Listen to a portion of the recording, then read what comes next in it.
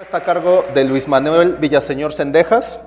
El doctor Luis Manuel Villaseñor es miembro de la Comisión de Premios de la Academia Mexicana de Ciencias, es secretario de la Academia Michoacana de Ciencias y pertenece al Sistema Nacional de Investigadores con nivel 3. Su área de investigación es la astrofísica y la física de rayos cósmicos. La plática que nos va a dar en este momento se titula ¿De qué está hecho el universo? Un aplauso, por favor.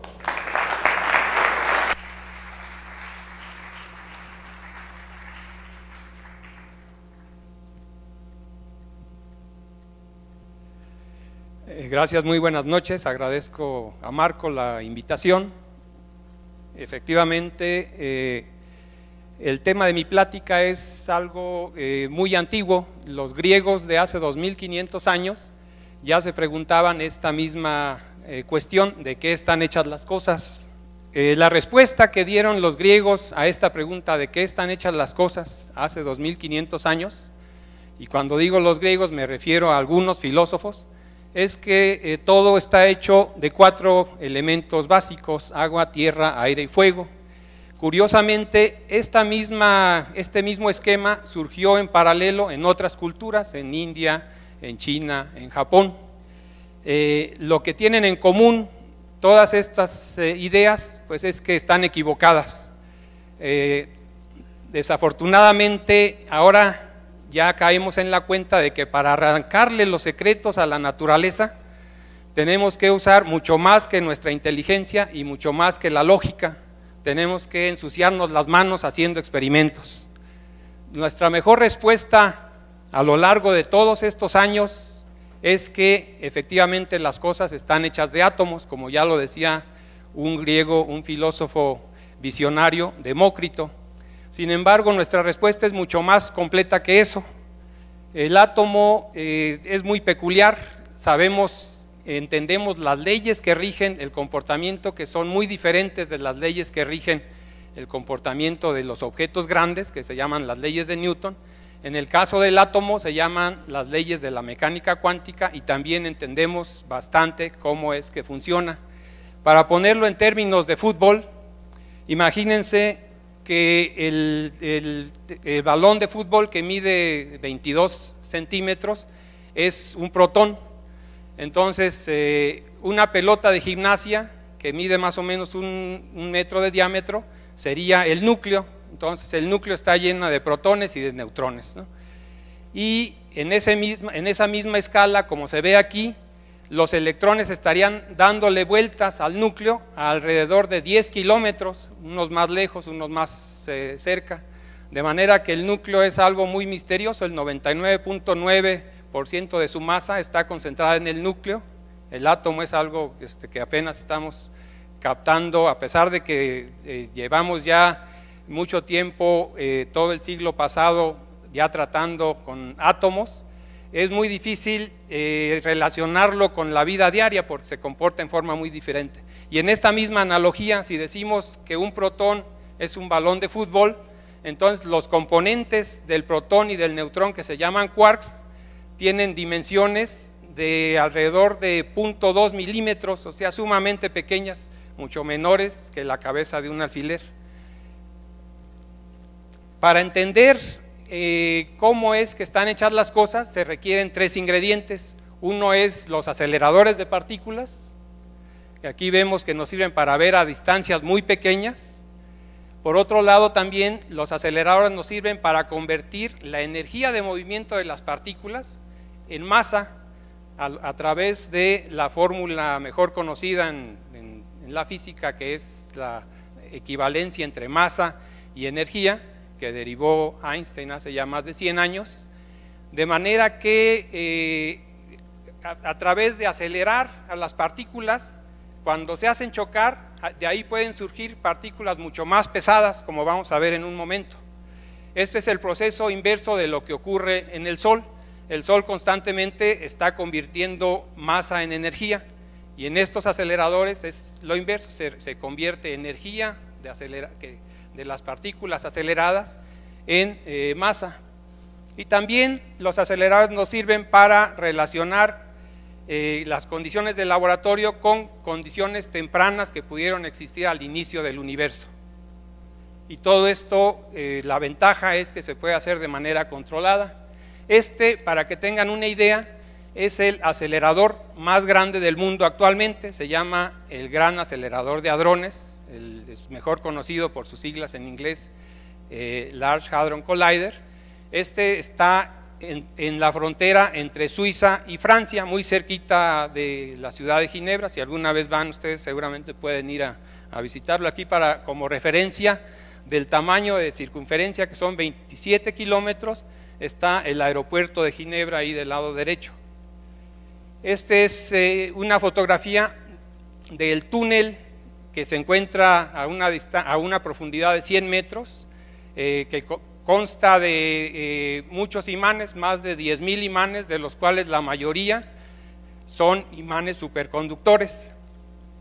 En este túnel, que para que los imanes sean superconductores se requiere mantener la temperatura a prácticamente el cero absoluto, están circulando protones en un sentido y en otro prácticamente a la velocidad de la luz, y estos protones se hacen chocar en puntos estratégicos para ver qué es lo que sale de los choques. Aquí está una caricatura, se pueden reír. Resulta que la naturaleza excede la ficción de esta caricatura. ¿A qué me refiero? Que aquí ustedes ven que si chocan dos fresas pueden salir melones o papayas de ahí. En la realidad, si hacemos chocar dos protones, pueden salir partículas mucho más pesadas del choque, pero a diferencia de esta caricatura también pueden salir antipartículas. Es como si aquí pudiéramos decir que sale también un antimelón o un antimango, que no podemos dibujarlos, ¿verdad? Entonces ese es el misterio de la mecánica cuántica. Cuando se echó a andar este acelerador, había el temor de que se pudieran crear microhoyos negros a raíz de las colisiones que pudieran eventualmente tragarse a toda la Tierra. Esta creencia en realidad es infundada, porque a la Tierra cotidianamente llegan partículas 100 millones de veces más energéticas que las que podemos acelerar en este gran acelerador de hadrones. Entonces estas partículas chocan con los núcleos de la atmósfera y no pasa nada. Entonces pues igual no tenía por qué pensarse que iba a pasar algo. Cuando se echó a andar esta máquina en el 2008, tal vez ustedes recuerden que en los medios se hablaba de que se iba a echar a andar la máquina del fin del mundo, pues era precisamente esta, y efectivamente se prendió y no pasó nada. El otro ingrediente para hacer estudios de qué están hechas las cosas, de qué está hecho el universo, son los detectores. Aquí tenemos un ejemplo de un detector muy viejo, que es una cámara de burbujas.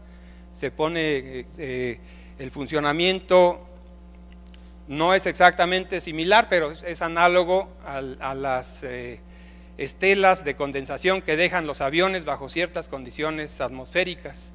Entonces estos detectores nos sirven para ver qué es lo que está ocurriendo cuando hacemos chocar estas partículas a gran energía. En el caso de este LHC, existen 4 detectores que son como cámaras digitales gigantescas. Aquí se tienen las 4 fotografías de ellos, y por las personas que aparecen en estas fotografías ustedes pueden darse una idea de la escala de estos 4 detectores.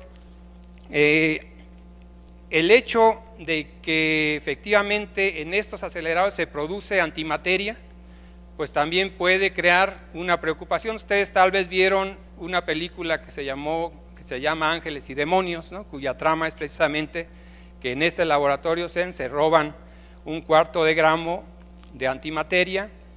Efectivamente se crea antimateria, pero si se acumulara la antimateria que se crea, que no se hace, se requerirían 5 millones de años tan solo para llegar a acumular 1/4 de gramo.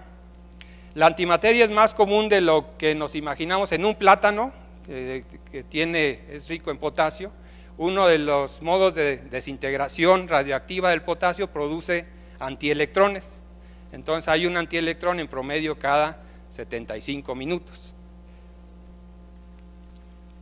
Y el tercer ingrediente en el estudio de precisamente la materia a escalas muy pequeñas es el análisis de datos. Aquí se ve una reconstrucción de un evento donde hay miles de trazas. Muchas gracias.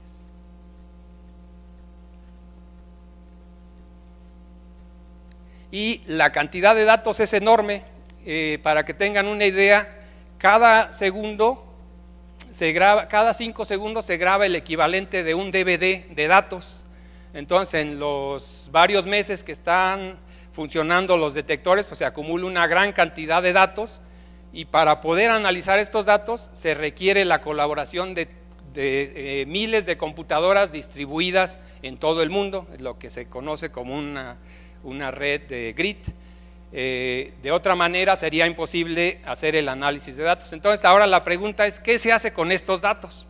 ¿Qué queremos nosotros sacar de construir estos aceleradores, que son los instrumentos científicos más complicados que se hayan hecho en toda la historia? En particular el LHC es de este tipo. Los detectores, que también en su tipo son los instrumentos científicos más complicados que se hayan construido. Pues entonces lo que queremos es entender cómo es que se comporta nuestro universo a escalas microscópicas. Hace 50 años, este señor que vemos aquí, que se llama Peter Higgs, predijo la existencia de una partícula que es precisamente el bosón de Higgs, también malamente conocida como la partícula de Dios. Y resulta que fue hasta el verano del 2012, a raíz de que ya estaba funcionando el LHC, que se descubrió esta partícula. Esto fue premio Nobel ahora en diciembre del año pasado, y dio lugar pues a que en todos los periódicos del mundo se publicara la noticia de este descubrimiento. Con este descubrimiento del Higgs se cierra un capítulo en el modelo que se conoce como modelo estándar de las partículas elementales. Pero eso no quiere decir que ya se acabe la física. Precisamente lo fascinante de hacer investigación científica es que nunca se acaba. Por cada pregunta que podemos contestar, surgen 2 o 3 nuevas preguntas. Entonces,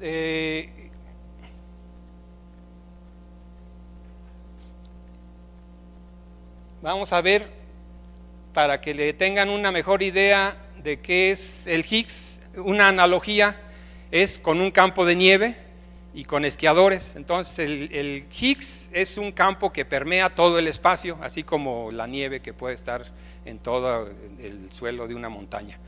Y entonces todas las partículas interactúan con ese campo de Higgs, así como los esquiadores interactúan con la nieve, pero dependiendo de qué tanto interactúan es qué tanta masa tienen las partículas. Por ejemplo, aquí un esquiador que interactúa muy poco con la nieve porque trae esquís, pues tendría muy poca masa, se mueve muy rápido. En cambio, alguien que trae raqueta interactúa más con la nieve y entonces se mueve más lento, y alguien que va de plano a pie, pues es el que se mueve más despacio porque interactúa mucho más. Entonces así una partícula muy pesada interactúa mucho con el campo de Higgs y por eso es que tiene masa y se mueve lentamente. Y entonces en esta analogía, donde la nieve es el campo de Higgs, el elemento básico del campo de Higgs es la partícula de Higgs, y acá entonces podemos decir que el copo de nieve en esta analogía sería la partícula de Higgs. Entonces, una vez que tenemos ya todo este recorrido de experimentación, pues ya podemos dar una respuesta mucho más completa a la pregunta de qué está hecho el universo. Entonces ya sabemos que por un lado hay quarks y leptones, y hay 3 familias. La primera familia formada por 2 tipos de quarks, y la primera familia de electrones formada por el electrón y una partícula que se llama neutrino asociado con el electrón, y luego hay por alguna razón misteriosa una réplica en una segunda familia y en una tercera familia. Y luego está el Higgs, que es la partícula que les provee de masa a las partículas. Si no hubiera Higgs y no tuvieran masa, no habría vida como la conocemos en la Tierra. y luego están las 4 fuerzas fundamentales, la débil, fuerte, electromagnética y gravitatoria. Entonces esa es nuestra respuesta más completa, y entonces ustedes pueden decir, ok, entonces ya terminamos. Pues no, resulta que a raíz de medir qué tan rápido giran las galaxias, desde hace casi 80 años se sabe que giran más rápido que lo que tendrían que girar de acuerdo a la masa que uno ve, y entonces eso da lugar a lo que se llama existencia de materia oscura, que no sabemos qué es. Y luego, por otro lado, tenemos una teoría en donde para todas las partículas que ya conocemos podemos asociar nuevas partículas, y una de esas podría ser el candidato a ser la partícula de materia oscura, pero eso todavía no lo sabemos del todo bien. Y apenas los físicos y los astrofísicos estábamos digiriendo el concepto de materia oscura cuando surge en 1998 el descubrimiento de que el universo se está acelerando, se está expandiendo en forma acelerada, y eso se relaciona con un nuevo tipo de energía que se llama energía oscura, que tampoco sabemos qué es. Entonces resulta que la pregunta de qué está hecho el universo, la materia ordinaria constituye nada más el 4% de todo el universo, luego el 22% es materia oscura, y luego el 74% energía oscura. Entonces todavía nos queda mucho trecho por aprender. Este es un observatorio que se está construyendo a un lado del pico de Orizaba, que se llama el Observatorio Hawk, y entre sus habilidades va a ser poder detectar las partículas de materia oscura. Esto es aquí en México. Por otro lado, ustedes pueden preguntarse, bueno, ¿y esto para qué nos sirve? Resulta que hay aplicaciones, como por ejemplo esta de tomógrafos por emisión de positrones, en donde se pueden tomar imágenes de este tipo, donde se usan cristales desarrollados precisamente para uno de los experimentos del LHC. Esta es otra aplicación que se llama hidroterapia, que consiste en reemplazar el tratamiento de radioterapia para ciertos tumores de cáncer por protones acelerados que enfocan mucho mejor la energía y matan en forma mucho más eficiente las células cancerígenas. También la World Wide Web, el protocolo de intercambio de archivos, se creó en el CERN en 1989. Entonces, para concluir, quisiera nada más quedarnos con esta idea. Nos ha tocado vivir un momento histórico fascinante por los grandes avances científicos sobre cómo funciona y de qué está hecho nuestro universo, los cuales constituyen uno de los logros más notables de la humanidad. Espero haberlos motivado a profundizar más. Muchas gracias.